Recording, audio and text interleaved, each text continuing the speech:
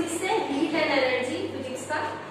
तो देखते हैं इसमें क्या दे रखा है हमारे पास। इसमें जो टॉपिक कटे हुए जैसे एनर्जी फ्लो की इंपॉर्टेंस कटी हुई है, एनर्जी के सोर्सेस कटे हुए हैं। ठीक है, हमने जो टॉपिक पढ़ना है वो कौन सा हमने पढ़ना है, concept of heat and temperature. ठीक है, हीट का कंसेप्ट क्या है, उसकी एसआई यूनिट क्या है, क्या जूल में कैसे चेंज करते हैं, दूसरा हमने पढ़ना है उसका वाटर का एनामोलस बिहेवियर क्या होता है वो पढ़ना है, और लास्ट हमने पढ़ना है green house effect and global warming, हम पहले काफी बार पढ़ चुके हैं। ठीक है, ईवीएस वगैरह साइंस वगैरह उसमें आ चुका है। देखो उसमें क्या है हमारे पास, सबसे पहले हीट। ठीक है, वैसे नॉर्मल हीट कहते किसे हैं, वो कहते हैं क्या आपने कभी हीट को एक्सपीरियंस किया है? हाँ बिल्कुल किया है। अगर सर्दी का मौसम है, सुबह उठते हैं, जब हम अपने हाथों को रब करते हैं, जो हमको महसूस हो रहा है दैट इज हीट। ठीक है, या हम गर्म कपड़े पहनते हैं, हीटर के आगे खड़े होते हैं, कार के आगे खड़े होते हैं, सारा का सारा जो महसूस कर रहे हैं दैट इज हीट। ठीक है, तो हम ये कह सकते हैं हीट इज अ सेंसेशन, यानी वो महसूस करने वाली चीज है। ठीक है, उसको हम लोग क्या कहते हैं, हीट कहते हैं बेसिकली। ठीक है, इसके अलावा इन्होंने दे रखा है the heat is also a form of energy. Simple हम ये कह सकते हैं हाथ को रब किया, कोयले का जलना, ठीक गैस का जलना, जिससे भी आपको हीट मिलती है वो क्या है, heat is a form of energy. ठीक है, ठीक है, पहली बात। अच्छा, जो अगर फॉर्म ऑफ एनर्जी तो दैट्स मीन की energy can be created and can be created नहीं, एनर्जी ना तो be created not be destroy, ना तो एनर्जी को क्रिएट किया जा सकता है ना एनर्जी को डिस्ट्रॉय किया जा सकता है, बट उसे एक फॉर्म से दूसरी फॉर्म में कन्वर्ट किया जा सकता है। ठीक है, अच्छा जी, इसके अलावा हम देखो यहाँ पर क्या देखते हैं कि हीट प्रोड्यूस कैसे हुई। उसके लिए आपको समझना पड़ेगा एक टर्म है हीट के लिए, उसका नाम दे रखा है इन्होंने हीट एंड एनर्जी का कुछ नाम है। इसमें हीट सबसे पहले हमें समझना पड़ेगा इंटरनल एनर्जी। अब ये इंटरनल एनर्जी किस चिड़िया का नाम है, क्या ये इंटरनल एनर्जी अंदर की एनर्जी है। Each body is made up of molecule. हमारी जो बॉडी है किस चीज से मिलकर बनी हुई है, मॉलिक्यूल से मिलकर बनी हुई है। तो molecule are in random motion. क्या जो मॉलिक्यूल होते हैं वो एक पोजीशन पे बैठे हुए होते हैं? नहीं, वो लगातार से कुछ ना कुछ मोशन करते रहते हैं। ठीक है, and each molecule exert a force of attraction on other molecule. एक मॉलिक्यूल दूसरे मॉलिक्यूल से किसी न किसी फोर्स ऑफ अट्रैक्शन से जुड़ा हुआ है, उससे अट्रैक्ट होने की कोशिश करता रहता है या जुड़ा हुआ रहता है। Thus molecule possess energy and heat. Energy is a body is an internal energy. और वही जब वो मूवमेंट कर रहा है, एक दूसरे से चिपक रहा है, अट्रैक्शन हो रहा है, उसी को उन्होंने किसका नाम दे रखा है, इंटरनल एनर्जी का नाम दिया हुआ है। ठीक है, अभी और एक्सप्लेन करते हैं। Now hot body has a more internal energy than identical cold body. अच्छा, अगर मैं आपसे कहूंगी ये बॉडी गर्म है, तो आप इसको कैसे पहचानोगे बॉडी गर्म है? किससे कंपेयर करोगे? ठंडे से कंपेयर करोगे ना। अब देखो मेरी बॉडी का टेम्परेचर, आपकी बॉडी का टेम्परेचर, ठीक है, अभी तो दोनों का 97 ही होगा, लेकिन फिर भी अगर मैं एकदम से बाहर से आऊं, मैं इसको टच करूं, बोलूंगी अरे ये गर्म है, ये गर्म कैसे फील होगा, क्योंकि मेरी बॉडी क्या है, ठंडी है। ठीक है, तो अगर आपको गर्म बॉडी ठंडी बॉडी में कंपेयर करना है, आपको क्या करना पड़ेगा, टच करके पता करना पड़ेगा कि ये ठंडी और ये गर्म है। ठीक है, यानी गर्म का एहसास तभी होगा जब आपके पास क्या होगी, थोड़ी सी ठंडी बॉडी होगी। ठीक है, okay, when a hot body is kept in a contact with a cold body. अगर आप किसी गर्म बॉडी को किसी ठंडी बॉडी कांटेक्ट में लेकर आते हो, तो गर्म बॉडी अपनी जो हीट है वो बाहर निकाल के किसको प्रोवाइड करवाती है, ठंडी बॉडी को, कोल्ड बॉडी को प्रोवाइड कराती है। जैसे कि आप गर्म चाय लेकर आते हो, बाहर के सारे मॉलिक्यूल कैसे होते हैं, ठंडे होते हैं, तो तुरंत आपकी चाय क्या हो जाती है, ठंडी होने शुरू हो जाती है, होता है ना ऐसा। ओके, दूसरी चीज देखो, हीटर चलाते हो आप रूम के अंदर, रूम की सारी एयर क्या रहती है, ठंडी रहती है, धीरे धीरे एयर पास होती रहती है और थोड़ी देर में आपका पूरा कमरा क्या हो जाता है, गर्म हो जाता है। ठीक है, समझ आ रही है? दैट्स मीन कहने का मतलब ये है कि आपकी जो मतलब डायरेक्शन ऑफ क्या है, what is the direction of flow of heat, वो क्या है, आपका हमेशा किसमें होगा, हॉट बॉडी से किसकी तरफ जाता है, वो आपका कोल्ड बॉडी की तरफ होगा। ठीक है, इसको ऐसे भी समझ लो कि जो कोल्ड बॉडी है वो हॉट बॉडी से उसकी हीट को क्या कर लेती है, एब्सॉर्ब कर लेती है। ठीक है, और ये तब तक होता रहता है, ये तब तक देगा जब तक कि दोनों क्या ना हो जाए, सेम ना हो जाए या इक्वल ना हो जाए। समझ आएगा? ठीक है, अच्छा किसी को डाउट हो इंटरनल एनर्जी, तो ये समझ लो। देखो ये रहा हमारे पास हमारे सॉलिड, लिक्विड और गैसेस का स्ट्रक्चर जो हम इस तरीके से बनाते हैं, बना रहे हो ना। ठीक है, अगर ये सॉलिड का स्ट्रक्चर है और ये मॉलिक्यूल उसके अंदर, ये एटम्स के अंदर प्रेजेंट है, तो इनमें आपस में क्या होगा, अगर वो सॉलिड है तो अपनी ही जगह पे वाइब्रेशन होती है, और अगर वो लिक्विड है तो एक जगह से दूसरी जगह मूव करते हैं, इसी मूवमेंट की वजह से उसकी बॉडी में क्या होती है, वो बॉडी क्या हो जाती है, गर्म, हीट प्रोड्यूस करती है। तो इसलिए हम कहते हैं कि वो बॉडी क्या गर्म है। देखो अब आपने नॉर्मली देखो हमारी बॉडी इस टाइम पे हम चल रहे हैं नॉर्मली गर्म है, भागो थोड़ा तेज भागो और गर्म हो जाती है, ऐसा होता है, ठीक है। अच्छा आपने देखा होगा एक किसी जिंदा चीज को, किसी मरी हुई चीज को, तो मरा हुआ उसकी बॉडी ठंडी हो जाती है, क्यों? क्योंकि ब्लड जो फ्लो कर रहा था वो फ्लो करना बंद कर गया है, और जब ब्लड फ्लो करता है उसकी वजह से हमारी बॉडी क्या रहती है, गर्म रहती है, समझ आया? तो जो आदमी खत्म हो जाता है उसकी बॉडी ठंडी क्यों पड़ जाती है, क्योंकि उसकी बॉडी में ब्लड फ्लो करना बंद कर देता है, समझ आइए, ठीक है। तो उसी को हम लोग क्या बात कर रहे हैं यहाँ पर, इंटरनल एनर्जी करते हैं। किसी की इंटरनल एनर्जी ज्यादा होती है तो उसकी बॉडी ज्यादा गर्म होगी, किसी की इंटरनल एनर्जी कम होगी तो उसकी बॉडी क्या होगी, कम गर्म होगी। और इसी इंटरनल एनर्जी को इक्वल टू कहा जाता है हीट, ठीक है। हीट को बाहर से आने वाली कोई चीज नहीं है, हीट यही आपके पास क्या आपकी इंटरनल एनर्जी है, वही आप करते भी हो। देखो अगर ठंड में आपके हम लोग क्या करते हैं, ये तो कर रहे हैं हम लोग, हाथ सेकते हैं वगैरह, उसके अलावा हम अपनी बॉडी को फिजिकली एक्टिविटी में जितना इन्वॉल्व रखते हैं उतनी हमारी बॉडी क्या रहती है, गर्म रहती है ना। कि सीढ़ी में 2-3 चक्कर मार लो, जंपिंग कर लो, तेज चल लो, बॉडी अपने आप ही क्या हो जाती है, गर्म होनी शुरू हो जाती है। और वो गर्मी काफी देर तक भी रहती है, मतलब ऐसा नहीं है आपके सामने कभी हम बैठे तो उस टाइम पे गर्म रहेगा, जैसे जैसे ठंडे उसमें चले जाएगा वैसे ठंड लगनी शुरू हो जाएगी। लेकिन अगर आप फिजिकल एक्टिविटी कर रहे हो तो आपकी बॉडी क्या रहती है, काफी देर तक गर्म रहती है, ठीक है।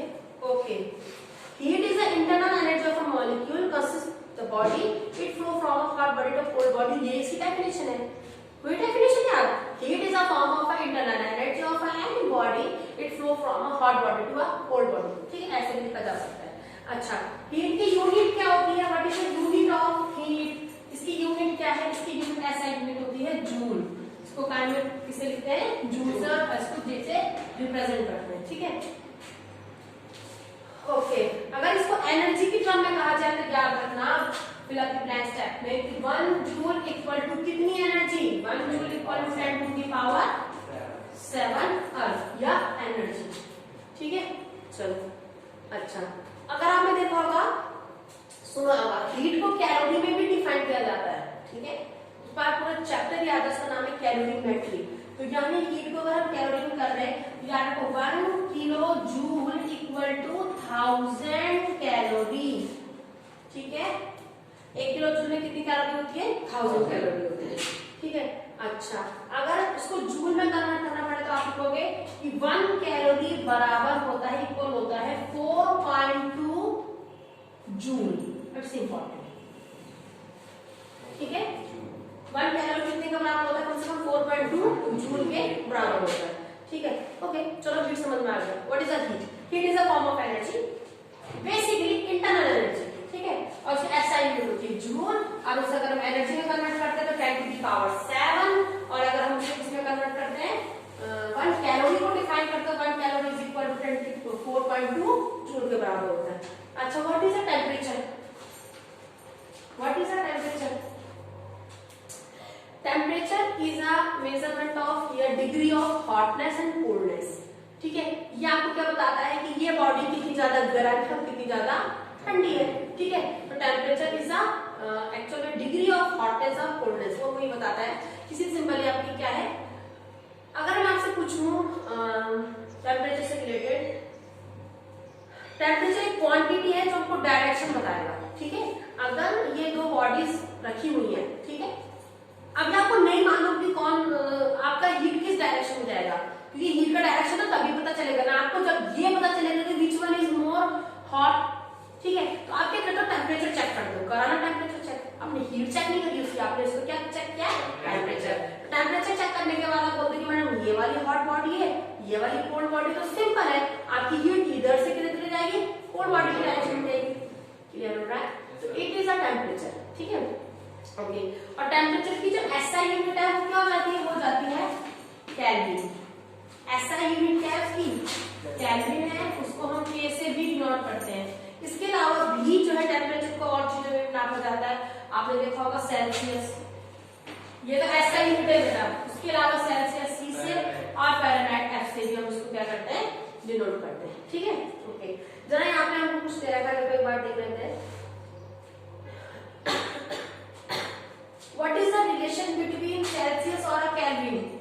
What is the relation between Celsius और केल्विन, तो आप लिखोगे Kelvin equal to 273 plus Celsius.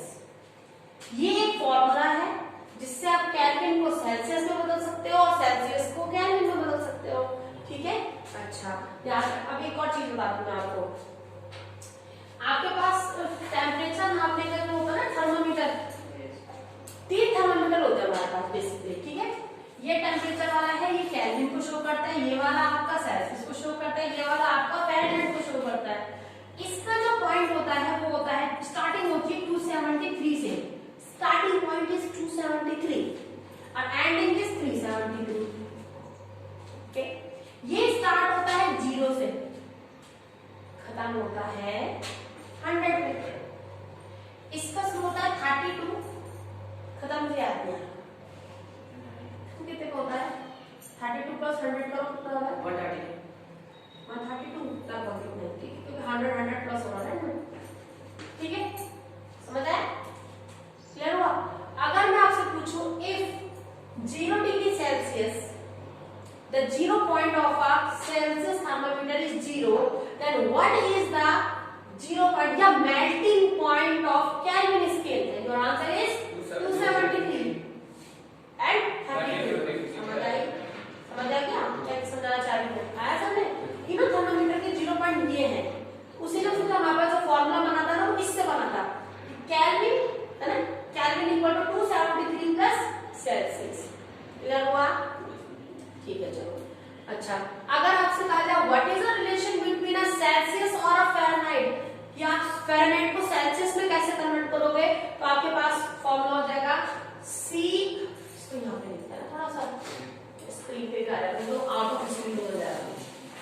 Celsius और फ़ारेनहाइट के बीच में रिलेशन जरूर है, याद रखना, यहाँ पे जो मैं बोल रही हूँ, C/5 इक्वल टू होता है हमारे पास F माइनस 32/9। बस फिलहाल फॉर्मूला रन करेंगे और उसके बाद यहीं पे वैल्यू चेंज करने के लिए तो कर भी सकते हैं इसको, ठीक है, या अप्लाई करना है इसको, ठीक है। बाद में देखो इसकी 0 वैल्यू ले रखी है इसने, नॉट डिविजन होते हैं और सब के फैक्ट के हिसाब से हम उसको क्या करते हैं, मल्टीप्लाई करते हैं, ठीक है, समझ आया। चलो अब आते हैं हमारे पास, फटाफट से तरह एक बार रिवीजन ले लेते हैं। हीट और टेम्परेचर के बीच में इंपॉर्टेंट है कि what is the difference between heat and temperature. Right any 3 words, right any 4 words, right any 5 words, ठीक है। क्वेश्चन के हिसाब से भी देख लेते हैं। तो इसमें सबसे पहले क्या देखो, heat is a form of energy जो डिपेंड करती है रैंडम मोशन पे। टेम्परेचर क्या है, टेम्परेचर हमारे पास वो क्वांटिटी होती है जो हमको ये बताती है कि ये बॉडी कितनी हॉट है, कितनी कोल्ड है, या डायरेक्शन को शो करती है, ठीक है। हीट ये ऐसा यूनिट जो होती है, लेकिन टेम्परेचर की ऐसा यूनिट केल्विन होती है, ठीक है। The amount of heat content in a body depend on मास। जो हीट है वो किसी पे डिपेंड करता है कि बॉडी का मास कितना है, कम मास है, ज्यादा वजन है, ठीक है, या टेम्परेचर पे या मटेरियल ऑफ द बॉडी किस चीज की वो बनी हुई है, ठीक है। लेकिन टेम्परेचर क्या है, टेम्परेचर आपका सिर्फ डिपेंड करेगा उसके अंदर के मोशन पे, ठीक है, कितनी तेजी से काइनेटिक मोशन हो रहा है। जितनी ज्यादा काइनेटिक मोशन होगा टेम्परेचर उतना ही ज्यादा होगा, ठीक है, ओके। हीट को मेजर करने के लिए हमारे पास जो प्रिंसिपल है वो कैलोरीमीटर रहता है, यानी heat can be measured by a calorimeter, और टेम्परेचर को नापने के लिए क्या होता है, थर्मोमीटर। आप पॉइंट तो वैसे याद रहेंगे। दो बॉडीज अगर सेम क्वांटिटी में हीट है तो उनका टेम्परेचर अलग अलग हो सकता है। हाँ, दो बॉडी की हीट अगर दोनों की सेम है तो उनका टेम्परेचर अलग अलग हो सकता है। हाँ, मासेस के अकॉर्डिंग उनका जो है टेम्परेचर अलग अलग हो सकता है। Two bodies of same temperature may differ in quantity of heat content in them.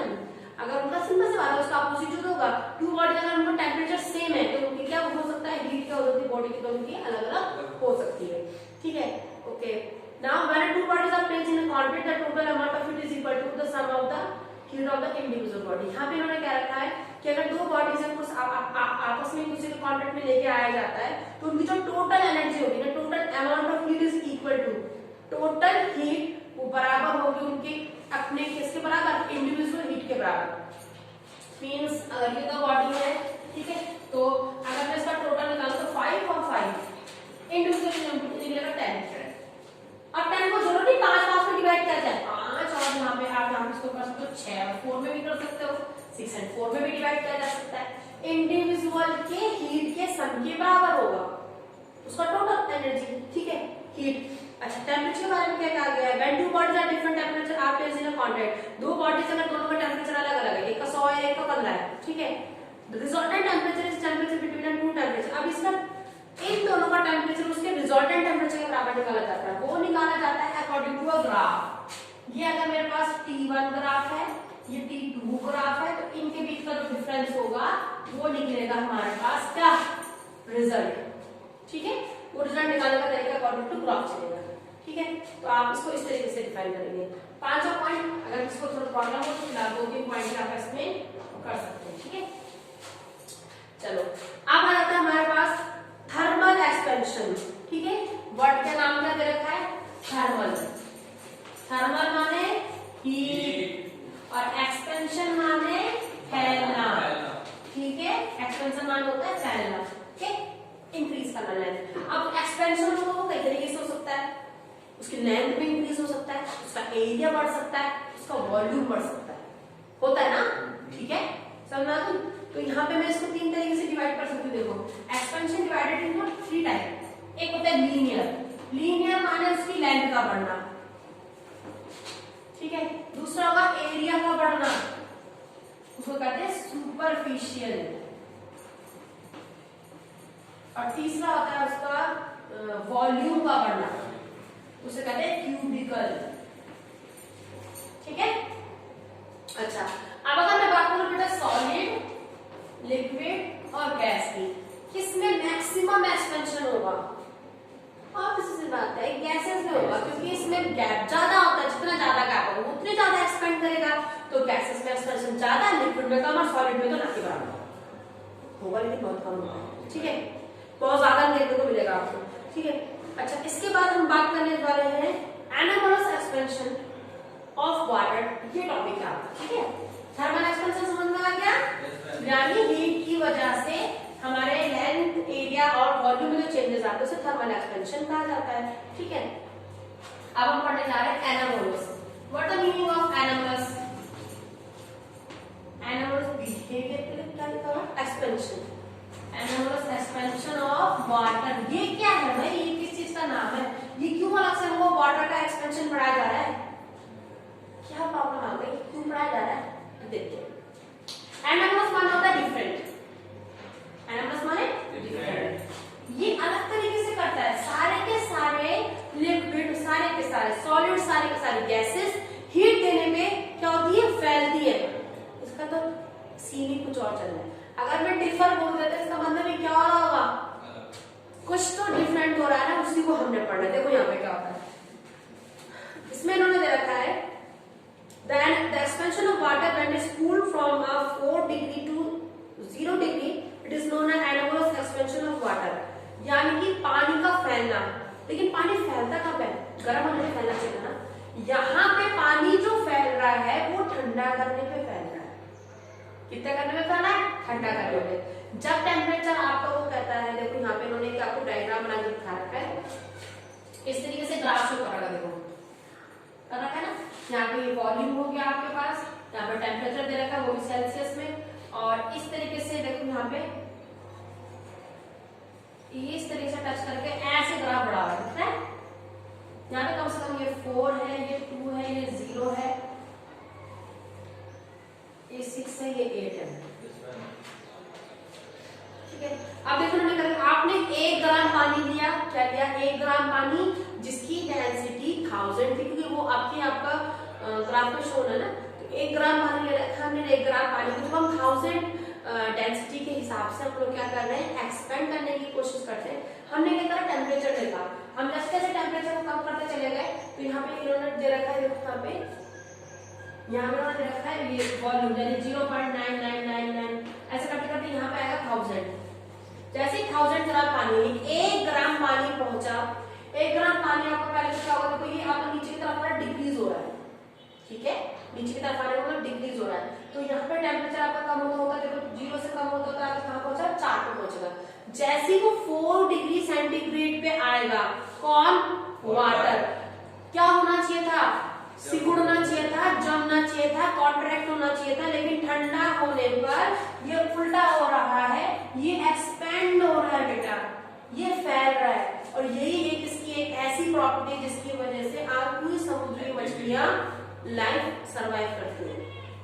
ठीक है, होता क्या है, ये आपका जैसे 4 डिग्री सेंटीग्रेड होता है टेम्परेचर, ये आपकी बर्फ की ऊपर से परत बन जाती है, समुद्र के ऊपर, पॉन्ड लेक के ऊपर बन जाती है। उससे क्या होता है कि ऊपर का जो टेम्परेचर होता है वो कहाँ पड़ेगा, सूरज की रोशनी से पड़ती खाली ऊपर वाले बर्फ पे पड़ती है। नीचे का पानी आपका क्या रहता है, वार्म रहता है, गर्म रहता है, जिसकी वजह से एक्वेटिक लाइफ क्या नहीं होती है, सर्वाइव करती है। नहीं तो क्या होगा, ऊपर अगर ये प्रॉपर्टी नहीं होती ना तो पानी ऊपर से लेके नीचे तक जम जाता, मछलियां वहीं जम जाती, पेड़ पौधे वहीं जम जाता और पूरी एक्वेटिक लाइफ एक ही बार में क्या हो जाती है, खत्म हो जाती है। ठीक है, तो इस प्रॉपर्टी की वजह से, इस एनामोलस बिहेवियर की वजह से आपको क्या कर रहा है, आपकी जो एक्वेटिक लाइफ वो क्या करती है, सर्वाइव करती है। अच्छा, किसको समझ में नहीं आया ये एक्सपेरिमेंट, मतलब ये हुआ क्या, जल्दी से मुझे बता दो, फिर मैंने आपको दूसरी ऑब्जर्वेशन भी बतानी है। बताओ, समझ में आया? नहीं आया तो फटाफट समझ लेते हैं। एनामोलस एक्सपेंशन ऑफ वाटर का मतलब ये हुआ कि ठंडा करने पे पानी का फैलना। अदरवाइज क्या होता है, ठंडा करने पे कोई चीज सिकुड़ती है ना, कॉन्ट्रैक्ट होती है, ये बिल्कुल उल्टा बिहेवियर कर रहा है। वाटर 0 से लेकर 4 डिग्री तक तो बर्फ बनता है, ठीक है, लेकिन जैसे 4 डिग्री सेंटीग्रेड बात पहुंचती है वो क्या होना शुरू हो जाता है, आपका एक्सपेंड होना शुरू हो जाता है, और टेम्परेचर जैसे डाउन जाता रहेगा वैसे वैसे वो और एक्सपेंड होना शुरू हो जाएगा। समझ आ रही है, फैलना शुरू हो जाता है। ठीक है, इसको कहते हैं उसका एनामोलस बिहेवियर। ठीक है, ओके, बस फिलहाल हम इसमें इतना करेंगे, उनका एक्सपेरिमेंट है वो नहीं कर रहे हम, ठीक है, फिलहाल बस इतने काफी है। देखो नेक्स्ट हमारे पास रहेगा कॉन्सिक्वेंस ऑफ एनामोलस एक्सपेंशन। अगर एनामोलस एक्सपेंशन हो रहा है तो इसका कोई फायदा भी है हमारे पास, ये एंड ही हो गया एनामोलस एक्सपेंशन, कुछ तो फायदा होगा ना, या पानी सिकुड़ना चाहिए, ये पानी यहाँ पे फैल रहा है तो कुछ ना कुछ तो होगा इसका यूज। एक तो मैंने आपको बताया दिया एक्वेटिक लाइफ सर्वाइव करती है इस वजह से। Anomalous expansion in the water had to preserving the aquatic life during a very cold weather. Polar area भी चले जाओ आप, पोलर एरिया मतलब जहाँ बहुत बर्फ पड़ती है ना, पोलर एरिया, वहां पे चले जाओ। अगर वहां पे एनामोलस एक्सपेंशन नहीं होता तो शायद आप एक भी एक्वेटिक लाइफ वहां सर्वाइव नहीं करती, वहां वो सर्वाइव नहीं करती, पोलर बियर जैसे नाम की कोई चीज नहीं होती, और जो वहां पे जो एक्वेटिक लाइफ में डिपेंडेबल है वो शायद नहीं होते। ठीक है, दूसरा देखो उन्होंने क्या दे रखा है, दूसरा नाम दे रखा है the anomalous expansion of water is responsible for the burst of water pipe lines and destructive crop. हाँ, ये थोड़ा सा और चीजें हो गई, देखिए उन्होंने क्या दे रखा है, in a winter night at the atmospheric temperature start falling below 4 degree centigrade. ठीक है, सर्दी की रात है, खाली सुना, एक सर्दी की रात है, टेम्परेचर पारा जो है आपका 4 डिग्री से नीचे जाने लगा है। Water in a pipeline expand, आपने क्या पढ़ा था, आपने पढ़ा था कि पानी का टेम्परेचर अगर 4 डिग्री पे पहुंचेगा तो वो एक्सपेंड होना शुरू होगा। तो अगर कोई पाइपलाइन में पानी पड़ा हुआ है तो वो एक्सपेंड होगा, वो एक्सपेंड होगा तो वो पानी का प्रेशर